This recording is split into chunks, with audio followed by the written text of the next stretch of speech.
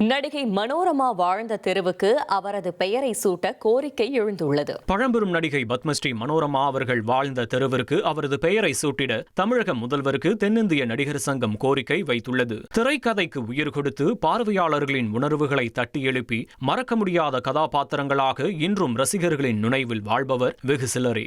அதில் ஆட்சி மனோரமாவுக்கு இன்றுமே தனி இடம் உண்டு. 1958 மாலையிட்ட மங்கை திரைப்படத்தின் மூலம் திரையுலகுக்கு அறிமுகம் ஆகியவர் உலகிலேயே 1000 திரைப்படங்களுக்கு மேல் நடித்த பெண் நடிகர் என்ற கின்னஸ் உலக சாதனையும் படைத்து தமிழ் திரைப்பட வரலாற்றில் அழியாத அடையாளமாக திகழ்பவர். இந்த நிலையில் மனோரமா அவர்கள் வாழ்ந்த தியாகராயர் நகரைச் சேர்ந்த நீலகண்ட மேத்தா தெருவிற்கு மனோரமா தெரு என்ற பெயரை சூட்டிட வேண்டி தென்னிந்திய நடிகர் சங்கம் சார்பில் முதல்வருக்கு கோரிக்கை விடுக்கப்பட்டுள்ளது. இனி செல்லும் இடமெல்லாம் செய்தி. தந்தி டிவியின் வாட்ஸ்அப் சேனலை ஃபாலோ பண்ணினா செல்ல இருக்கும் இடமெல்லாம் செய்தி. இதோ QR கோட் இப்பவே ஸ்கேன் பண்ணுங்க, ஃபாலோ பண்ணுங்க.